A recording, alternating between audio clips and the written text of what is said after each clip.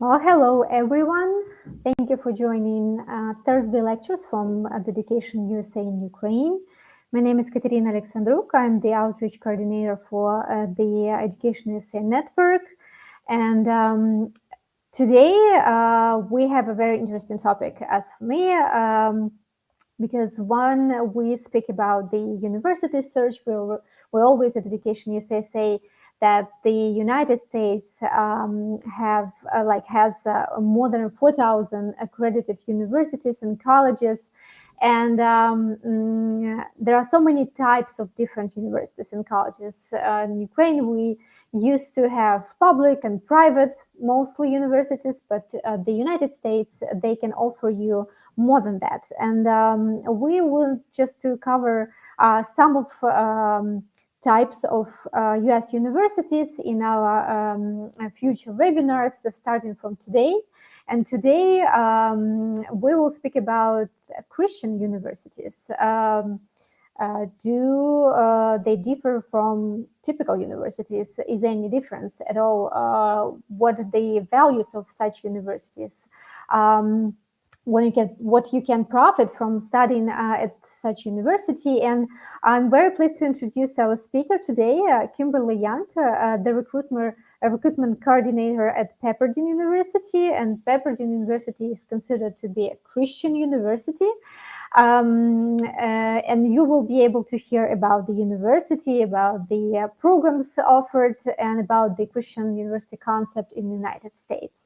And before Kimberly goes on with the presentation, I would love to remind you that we have a chat box, and we really encourage you to leave your questions for our speaker. At the end of the presentation, we will have time to answer all of your questions. And if your question probably is not about the type of the university, maybe it's about Pepperdine University specifically, feel free to leave it as well. Kimberly, welcome. Thank you so much for joining us today. Good morning to you. I believe it's still morning. And you are welcome to tell us more about your university. Yeah, thank you so much for your introduction. Hello, everyone. My name is Kimberly Yeung, and I am a recruitment person at Pepperdine University. I actually was a graduate of Pepperdine University just a year ago. And so I was in your shoes just a few years ago deciding what kind of higher education I want. What is going to be the right fit for me. And there's an overwhelming amount of options in the US. There's an overwhelming amount of colleges that you can go to, even if you have a specific focus area in terms of area of study or even location. We have schools all over. And so my goal today is to help you, inform you and give you some of the options that we have here in the US. And hopefully you can get some clarity on what kind of school you can envision yourself in when you come here to America. Great. So I'm going to start off here with just the different types of higher education that we have. As you're considering coming to the US, there's a lot to consider. When I was growing up, I was told a lot, like, the name of the school matters. Name of the school really, really matters. But I didn't realize that there was such a variety of higher ed in the US that you could choose from. We have public institutions and private institutions. I'm going to dive deeper into what those are, what that means, what that is like. We have the community colleges, and we have this term, it's colleges and universities, and I kind of want to dive deep into what the different terms mean in terms of institutions. So if you've ever done research for higher ed opportunities in the US, you might see that some institutions use the name college and others use the name university. The main difference there isn't it doesn't have anything to do with credibility or rigor of a university. It has more to do with what is offered in these university settings, in these institution settings. So colleges typically do have an undergrad opportunity and no master's no master's schools that are offered in that institution, whereas universities, they typically have undergrad as well as master programs that are available. So Pepperdine University, for example, they have 4 or 5 different master schools, so therefore they will be called a university. We also have liberal arts colleges. Those are usually a little smaller, a little more focused on, liberal arts subjects. And then we also have, of course, the religious Christian higher education that I am hoping to share some insight to you about regarding that. First, I wanted to talk about public institutions. Here on my screen are just a handful of public institutions. You might have heard of some of them: University of Arizona, UCLA, UC Berkeley, Florida State, Ohio State, University of Texas. There are a ton of public institutions. Here in California, the UC system is a public institution. We also have the California State system. Those are all public institutions. What you can expect in public institutions. A little bit of background. Public institutions are mostly research institutions. So if you think public, you can think research. They follow more of a modern model of education, which means that there's a heavy emphasis on the type of research that you do and produce. What this means for you as a student, as you're considering, would this be a good fit for me? Typically, you're going to be in classes with 100 people or even hundreds of people. You're going to listen to your professor lecture for an hour, 2 hours. And if you have any questions, any focus time, any small group time is going to be working with your TA, your teacher assistant. If you are someone that really needs that one-on-one attention with your professor, mostly you get that chance through research only in a public institution. Most of the people that I know that have gone to public institutions, they get into a small group with their TAs. There's maybe like 10 or 15 of you. And that's where you can ask any questions regarding lectures, what you've learned, and so on. That connection point with the professors is is more rare in that setting.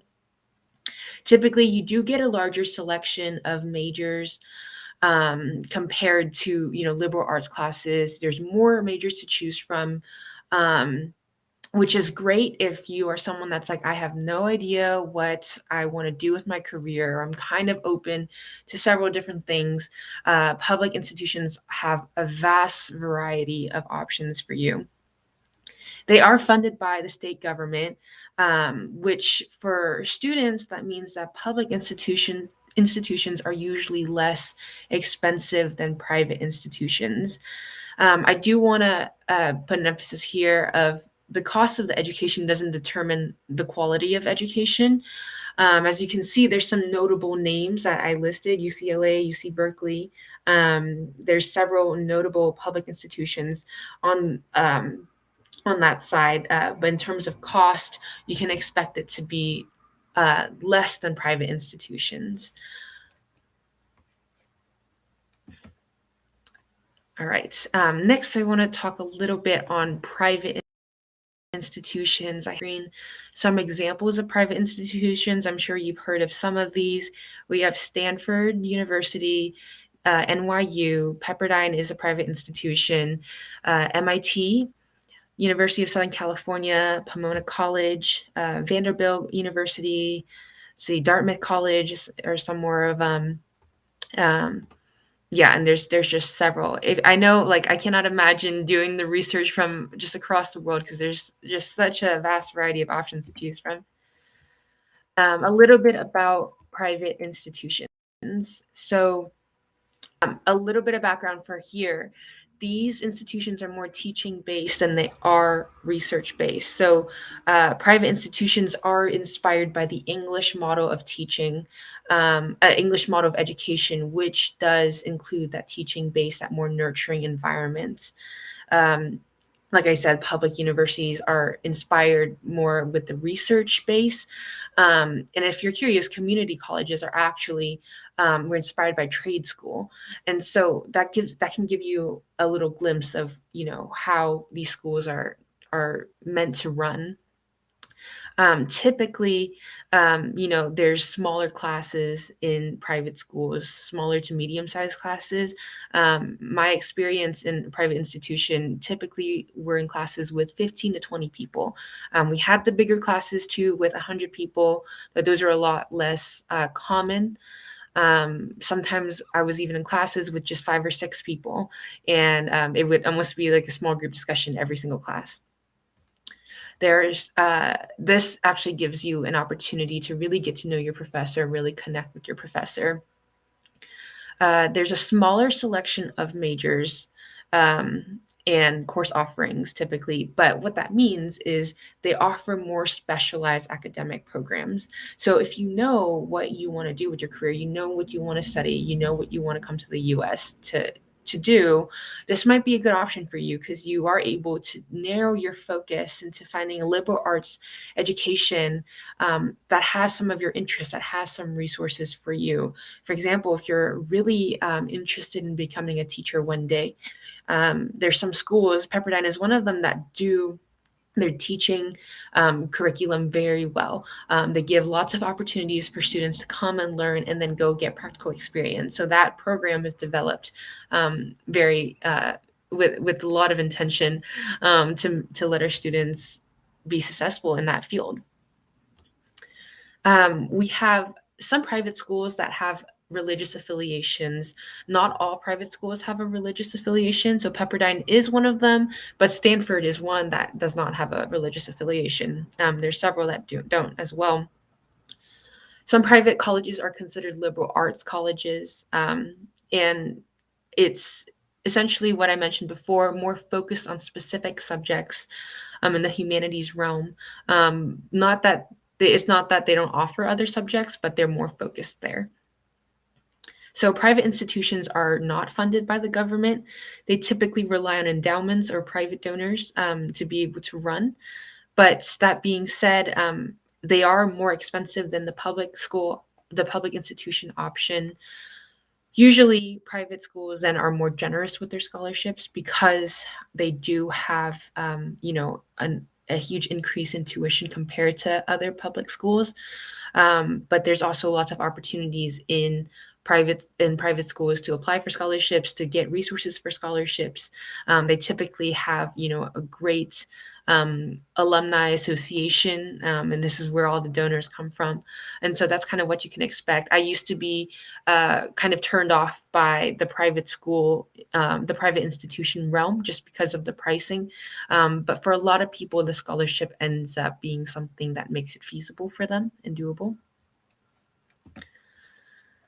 Great. So I'm going to focus a little bit on Christian higher education specifically. I want to start by saying that not all Christian higher education is exclusively Christian. So if you're watching this and you're saying, you know what, this is cool, I don't identify as a Christian, you know what, there's still opportunities for you that, you might be interested in this, just because not every school requires you to be a Christian. Pepperdine is one of the schools that don't require a student to identify as Christian. We have students from different religions and different backgrounds. And so I just want to start off by saying that there are some Christian higher education that do require you to be a Christian to be able to attend. In Christian colleges and Christian universities, they typically do offer the same rigor and relevant education as other secular counterparts. They have a similar campus life experience, and they're accredited and accountable to the same academic standards. But what makes higher education unique from other US higher education opportunities is really what they offer to students and society. What that means is a lot of these institutions, they focus on fostering a community between students, faculty, and staff, so that students are not only shown that they're cared for, because professors, they will not just, play the role of a lecturer in their lives, but they're really going to try to get to know their students. We say something at our school where, when you come, you're not just going to be a number. You're going to be known. You're going to be known for your name. Your professors are going to see you in the hallway and say hi to you, and they're going to ask you, how you're doing, and what's that last update with your job search, because they know and they're aware. They want to be in your lives if you want them to be. Um, a lot of times, you get to meet your professors' families even and get to dine with them, get to know them. And really the purpose of this is because these professors, they don't only want to be a lecturer in your class. They want to be someone that can provide guidance to not only your educational and professional goals, but also help you guys shape and become all that you're meant to be in the context of the institution that you're in, but also in the greater world when you step out and you graduate. When you graduate, you're not just going to be someone that has graduated from the institution, but you're going to be someone that's part of society, and we want you guys to be influential in that space. Another thing to note about Christian higher education is there's an openness to diversity. Diversity not just in people, in race and ethnicity, but as well as political diversities. So if you've thought a little bit about what you want your American education experience to be, something that you might think of at one point is what that experience is going to look like politically. Many universities are typically one side leaning or the other side, so left leaning or right leaning. But Christian education is actually built on a foundation of having unity within diversity. So what we want to do is basically expose, different sides of viewpoints, different sides of political viewpoints, so that as an international student, you are able to get a greater glimpse of, what is happening in American politics, what is happening in America, generally. And I think the best place to be able to do that is in a university setting, as you're learning and you're developing your worldviews. But this is, the heart and soul of Christian universities. It is built on a basis of exposing students to diverse ideas to help shape their education and shape their worldview. As I mentioned before, it is a teaching-based model as opposed to research focus. There are opportunities to research at a private university, 100%. There are opportunities that typically, just looks like connecting with your professors, letting them know, I'm interested in performing research during my time here. But the great thing about the teaching model is that students are given a lot more opportunity to interact with their professors. You can go to probably their open office hours and ask them if you have a question. You can talk to them about career advice, what you want to do. Usually professors are very open to chatting with their students regarding that. Another aspect of Christian higher education is this faith integrated service learning aspect. And what that means is Christian colleges typically do look a lot like other campuses. There's this hidden aspect that that is in the environment of Christian colleges that you would really know if you went to one, which is this emphasis on teaching humility, which is not really common, taught skill, not really a Tom and Cot theme to have, but it is very helpful in our present moment, in the days that we have with COVID, with everything happening in the world, teaching humility and emphasizing that. So Christian education has a history of fostering a spirit of service. I know when I first joined Pepperdine specifically, and I know a lot of Christian schools do this, we had a day of service. So as a freshman, as a first year, you don't really know anyone in your school. Everything is new to you. And I think 2 weeks in, we just had a day of service where you come together and we go out into the greater LA area and we serve our community there. And this is something, that isn't required, but is heavily recommended and encouraged for students to do. When students graduate from these universities, we see them as not just graduates, but they're essentially deployed and they're motivated to serve and add value to the world in generative and loving ways. And we take seriously the mission of forming these students academically, professionally, emotionally, and even spiritually. And service is something that really helps us with that. Along the lines of everything we talked about, there's a special attention that's given to global engagement as part of the values of a Christian institution. And I think that this might be appealing to a lot of, international students, this idea of global engagement, just because, when you graduate, we're excited for you if you have a passion to go back to your home country and practice what you learned in your home country. If you feel, if you feel like my heart is set on going to a specific country that's not your home country, that is not the US, we want to equip you as best as possible to be able to do that work. And that goes along with the diverse education that we give, which allows students to learn as much as possible, and they're encouraged to give back to the community, whether that is the community in their college town or their hometown or beyond that. That is something that we really emphasize. I wanted to give you this example that I am actually currently working with right now in my role at Pepperdine. We had some students a few years ago do a research paper at the end before their graduation, and this was their capstone, their thesis paper. And this one student wrote a paper on um, the the how important it is to incorporate mediation in special education, where you have teachers that are mediating conflicts between students, and you have teachers that are mediating conflicts between students and parents. You have conflicts between the school board and the teachers, and how to even equip students, young kids, to practice of skills of mediation. This student in particular wrote her capstone, her final project on that topic.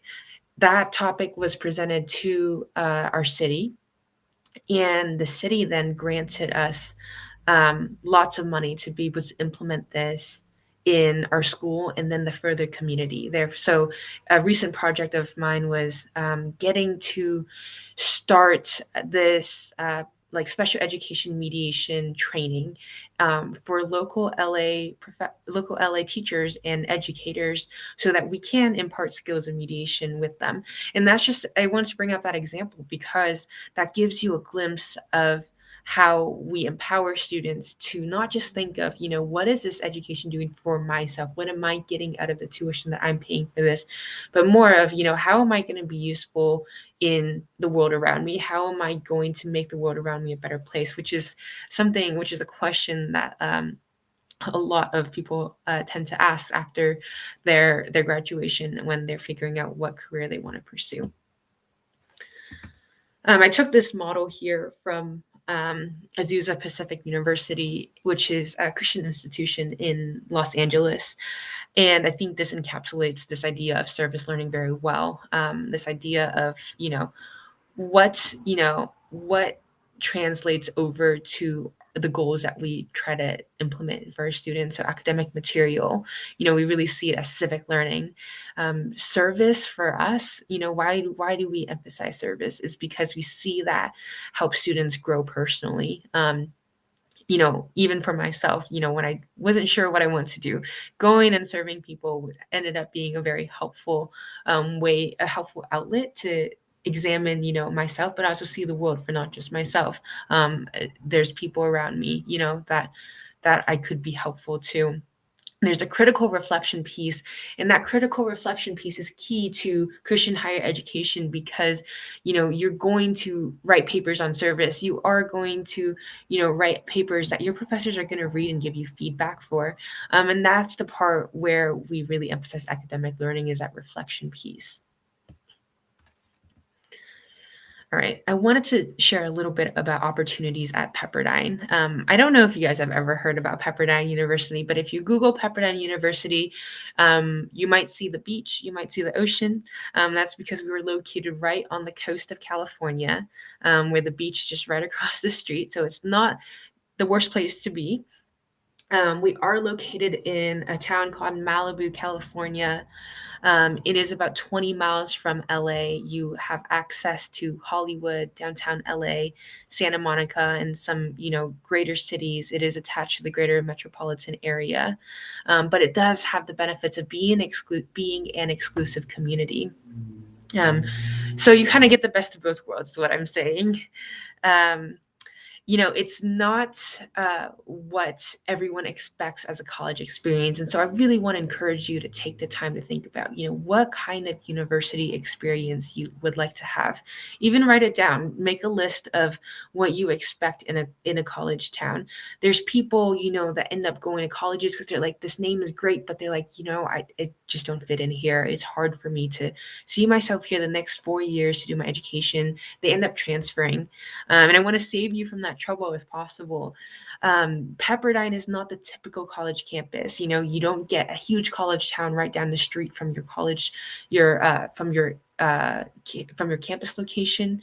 But it is a very special community. You get people there that, will welcome you with open arms. When I first moved in, I was welcomed into the Pepperdine community by people that are cheering me on and welcoming me by helping me move my stuff into my dorm room for the first time. It is a small liberal college, and it dives deep into the subjects that are offered here. We do have, over 50 majors in our undergrad program, but we also have other schools as well that I'll share a little bit about. And as I said before, it is not exclusively for those that identify as Christian. So we do have people from different religions, different backgrounds as well. We have a great international student population. A little bit about this opportunities at Pepperdine. If you're an undergrad, if you're looking for an undergrad program, we have that for you. If you're going to law to become an attorney, become a lawyer, we have a Caruso School of Law. We have a business school. We have our graduate school of education and psychology, and we also have our school of public policy. We have a few campuses over LA area. We also have a few international campuses as well. London and Germany are some of them. We also have some in South America as well. I wanted to share some resources that we have for your international students. I have a QR code here that links you to our Office of International Student Services. There, you'll find resources to our international student ambassadors. You'll find there's staff and faculty that are willing to connect with you. So if any of the schools that I mentioned sound interesting to you, and maybe you're on the cusp, maybe you're like, I don't know if I want to do Christian higher education, but I came to this seminar today and I'm learning about it. I encourage you to connect with people from our school and just ask about those areas, those subjects that you're interested in. There's going to be staff and faculty that are excited to connect with you. My specific focus area is with the law school. And if anyone's interested in the law school, I'd be happy to answer questions regarding that. I focus on the mediation aspect of our law school. So that's Strauss Institute for Dispute Resolution. We offer master's programs. We also offer Masters of Law programs. Strauss is actually one of the most diverse schools that's offered at Pepperdine. So we have over 60 countries represented in our alumni base. And currently, I think we have about 60 students in our class right now, and maybe 24, 25 countries represented in our current student body. So my joke is always, if you want to travel the world without traveling the world, come to Malibu.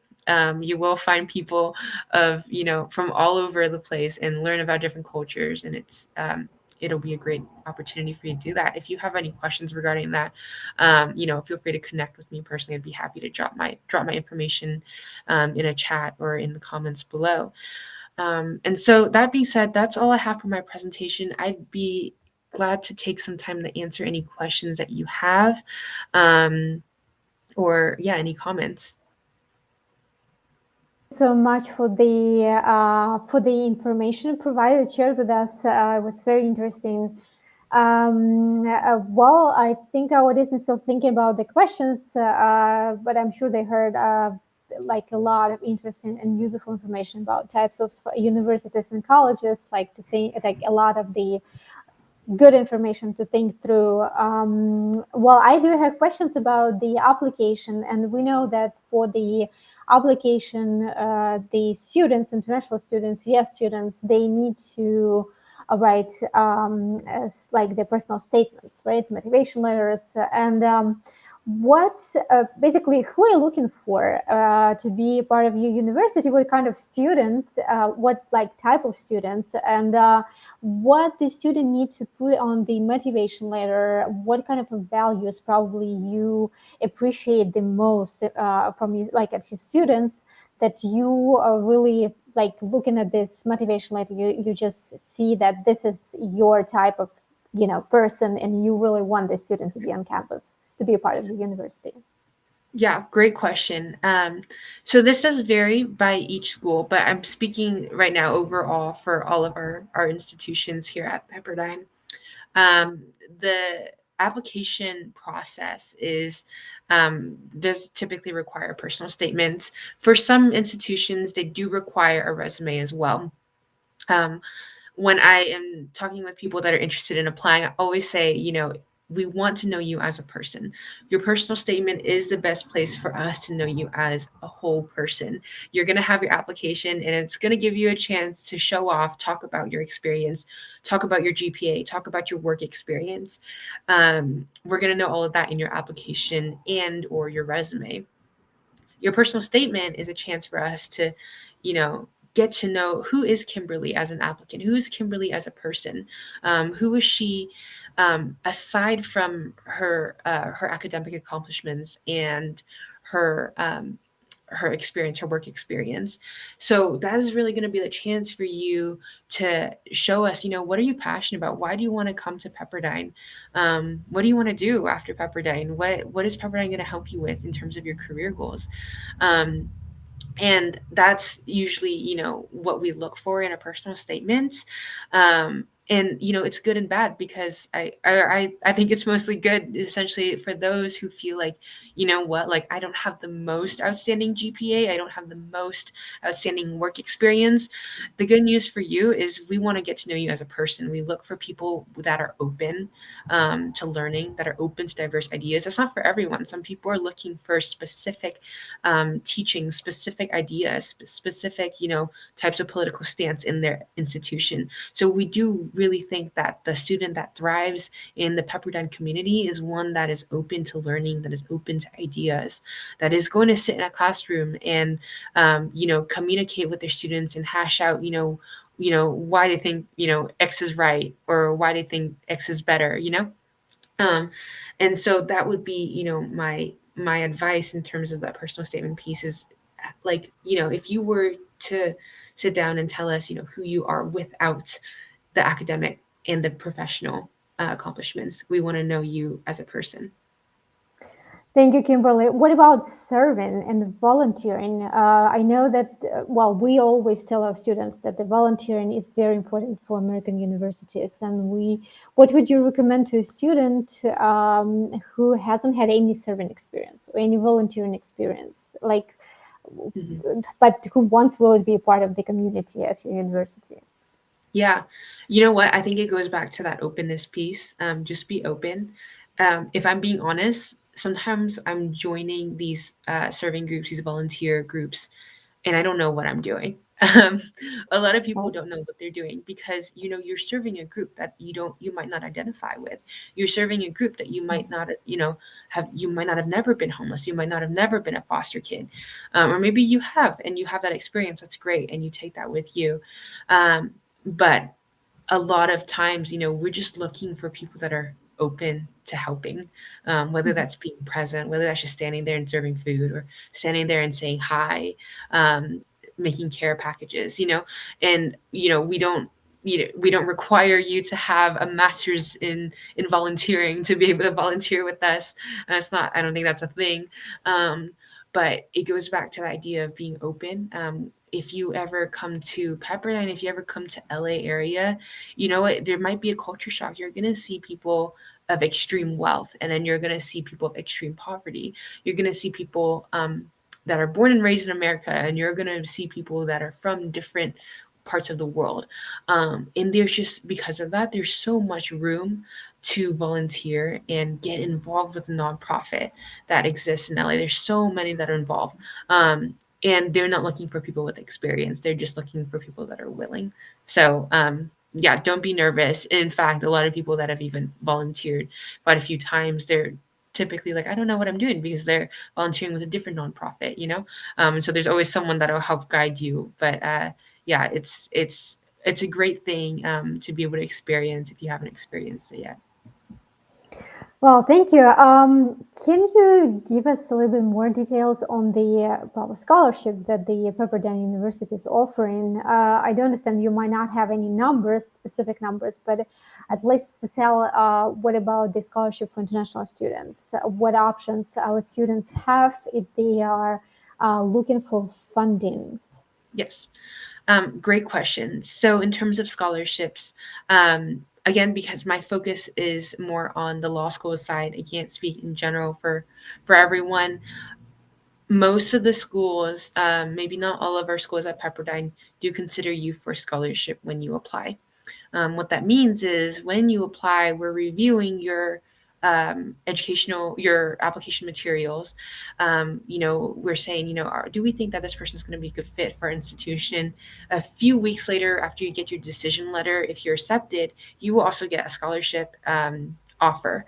And depending on the school that you're applying to, I know for my for the area that I oversee, you are able to, kind of express your need for scholarship, and we will try to work with you and see what resources we can give.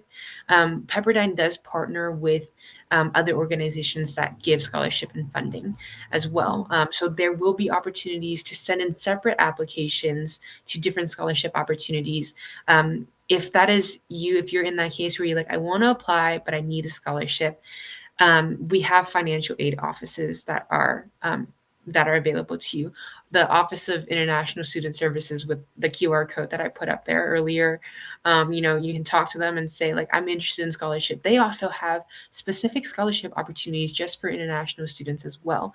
But if you're thinking for Pepperdine specifically, you can always ask for some sort of scholarship coming from the institution itself, and then apply to other ones. We don't really put a cap on how much scholarship you get if it's from an outside organization. Wonderful. And the students can come to you and you can advise on this outside organization that can offer some fundings. Great. What about the School of Law? Because we usually tell that the depend on the major, like the chances are not really equal. For example, STEM has more chances to get more funding. Like humanitarian probably fields, they just don't really have a lot of chances, but they still do. But the law, like medicine and law, it's just they say this is the fields that they're more tough to get any kind of a scholarship fundings. Is it like true? Is it like, but maybe in Pepperdine University it's different? Is there any chances to get some scholarship in the School of Law, like at university? Yes, absolutely. There are opportunities to get scholarship in the School of Law. There's a few degrees that we have. We have the Juris Doctor side, the JD side. We also have the dispute resolution side, which is the Masters of Dispute Resolution and the Masters of Laws program. The Masters of Laws is for any one of you guys that are practicing attorneys, and or have your first degree in law already. You can come and do your second degree in law here in the US. You don't have to go through the JD. My focus is specifically on the Masters of Law side and the MDR side. And for us, we do give out scholarships. For sure, every time, an applicant submits an application, we do actually tell them what scholarship they're given as the time that they're giving their decision letter. There's an opportunity to apply to even a full tuition scholarship that we have available for our students this coming fall. We just approved it a few weeks ago. And so that's an opportunity to, apply to an outside, this is actually through Pepperdine, through the School of Law, but you can apply to that and see what your chances are of getting a full tuition scholarship. So we also partner with outside scholarships, but we really try to make it work for any student that's interested in coming. We understand that money is a factor in that, and we want to be able to be a bridge as much as possible to make it happen for you. So we do offer scholarships. That is a resource for us. I can't speak too much on the JD side, but for the Strauss, the dispute resolution side, we do. Oh, well, great news for many of our students who are looking to pursue their education in law, and then they're looking for funding. So you probably should consider Pepperdine and check the information on their website.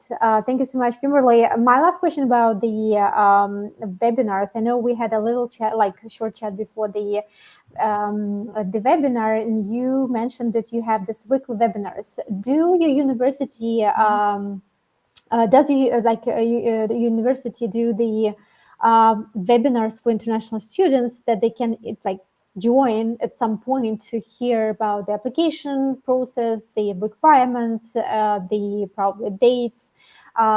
Is it something like this happening at your university, or maybe you have virtual tours that offer to international universities that they can come and see the campus, or maybe the university sites?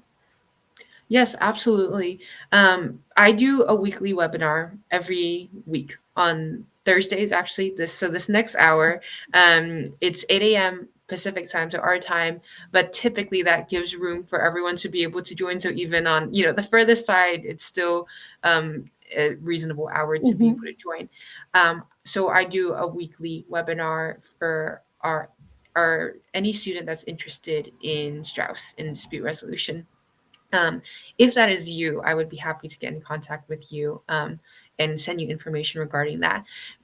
If you are saying, if you're like, what, I'm really interested in the business school and really interested in the undergrad campus, reach out to those specific schools. And a lot of them do webinars, if not webinars, some sort of event that allows international students, to learn more about the school, to be able to see, can I really imagine myself there? What is the next step for me? In terms of tours, we actually have a Pepperdine tour, a School of Law tour on our website. So if you look up, Pepperdine Caruso School of Law, you'll probably find a virtual tour. It's absolutely beautiful. Definitely recommend that you take a look at it. I can imagine. It's because, as you mentioned, California, and you mentioned the shore and the ocean close to university. I think it must be beautiful.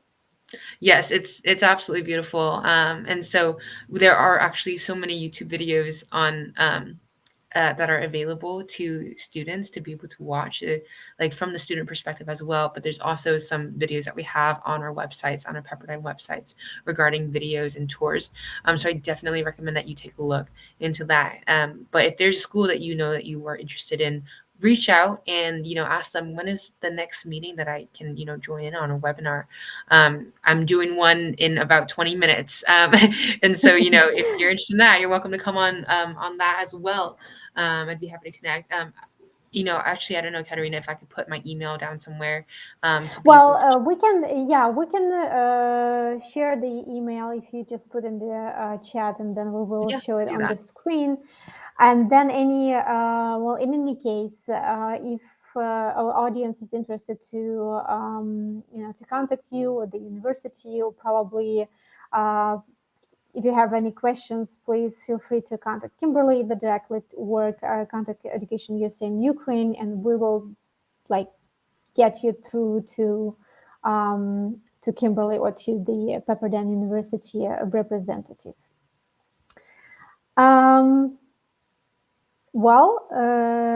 Yes, I believe you can see now Kimberly's email. Wonderful. And I thank you, Kimberly, again for joining us today, and thank you for the information provided.